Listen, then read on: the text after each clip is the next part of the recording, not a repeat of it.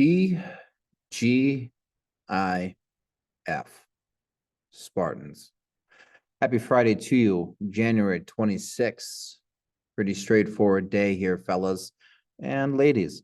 If you haven't checked in yet, make sure you do that today before the end of the school day. Zoom 125. Check that 140 to 225.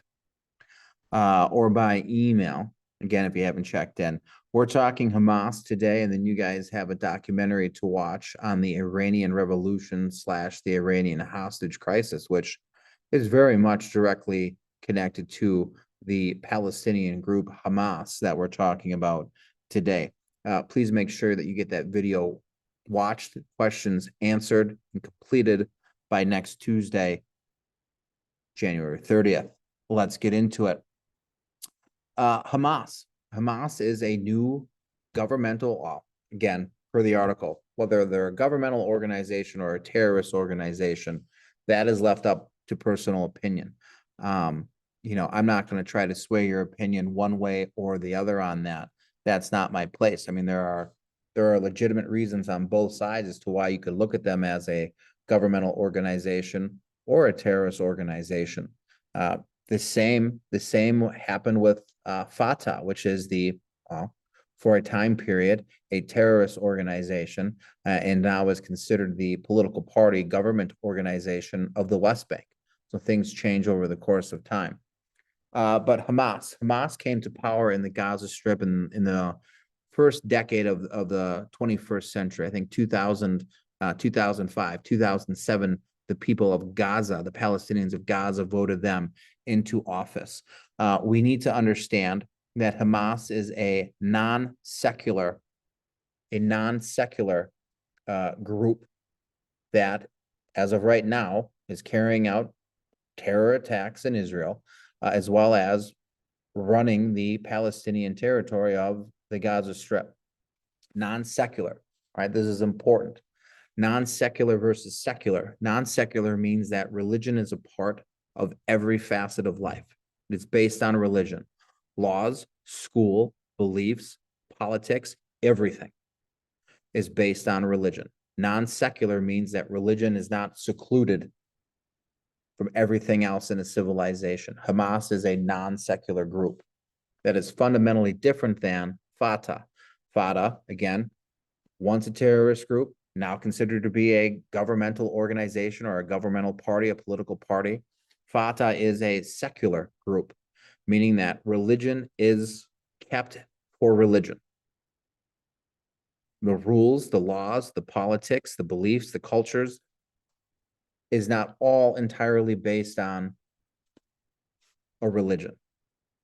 Hamas believes that everything should trace its roots in a society, including government, should trace its roots back to its holy book. In this particular case, it's the Quran. Secular groups believe that other than religion, nothing of that society or civilization should be based on any religion or a holy book. Again, since we're talking about Palestinians, we're largely talking about the Quran. Hamas won political elections in the early 2000s. They beat Fatah, the political opponent, in elections. And subsequently, after they came to power politically, democratically via election, they expelled Fatah from the Gaza Strip. Fatah is still in control of the West Bank for the Palestinians. They are the governmental voice. Hamas is might be a stretch, but the governmental voice of Gaza. All right. And again, if we're talking about a two-state solution here, is it possible for separated regions to be a single country? I don't know if a two-state solution will work. Perhaps it's a three-state solution. You have Israel, you have the West Bank, you have Gaza being completely separate entities. Where did this drive for non-secular versus secular groups come from? Well, that's a tough one to explain. There is some belief that the secular movement, right, the non-religious based movement of Palestinians resulted from many failed attempts to establish a Palestinian state based on religion. And as a result of losing to the Israelis, which are very much secular, it's a secular government, a secular country, as well as the influence of the West, most Western democracies, think European countries, think the United States, our laws and rules are largely separate from religion, right? The First Amendment to the United States Constitution clearly defines a separation between church and state.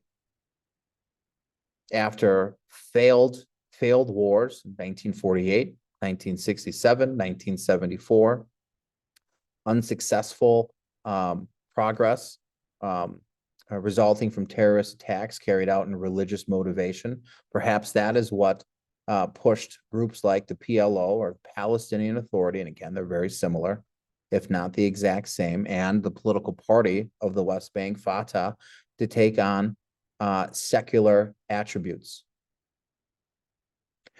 What has put non-secular groups back in play in the 21st century is what happened in Iran in 1979. That's what you're going to watch this documentary on.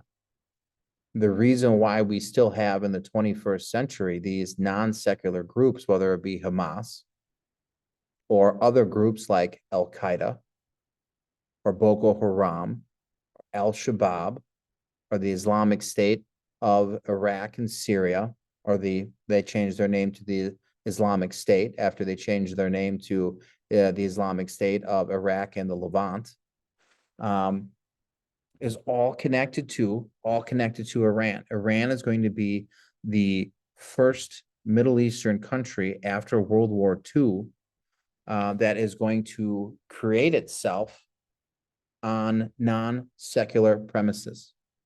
They're going to believe, they're going to fall into this agreement of having an understanding that everything everything bad that has happened to them in the Middle East, whether it be Iraq or Iran or in Palestine or in Egypt, wherever it is, they're going to trace this downfall back to the influence of the West, the arrival of Western countries, the British, the French, the Americans, and this installing of non-religious beliefs, non-religious cultures, non-religious values. It makes sense. I mean, it's logical. I mean, if you look at religion, religion is meant to explain the unexplainable. And part of religion is if something's bad happens, I would imagine at some point in time in everyone's life in this class, you've asked yourself, why is this happening to me? Why do bad things continuously happen to me? Why do I continue to have bad luck? Some people are going to make the argument that bad things are happening to you because you are doing bad things. And this potentially, especially if you are religious, it's because you've upset God. You are not following the values that whatever God you believe in has laid out for you, or laid out for you to believe in or to follow or to live up to. The Iranians and the Iranian Revolution that occurs in 1979 is what is going to put a non-secular movement on center stage.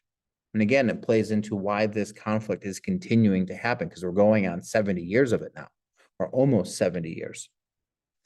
So you got a documentary to watch, a documentary on the Iranian hostage crisis, 444 days, the Iranian hostage crisis. Will give you a little background into what was going on in Iran, why a hostage crisis took place, and then the impact of the resulting effect of that hostage crisis occurring. So it's about an hour, 40 minutes. You have today, the weekend, Monday, to get this done for class on Tuesday. So I'll see you guys then. Have a great weekend. Enjoy the warm weather. Hopefully we're done with the cold, and I'll see you guys next week. Go Spartans.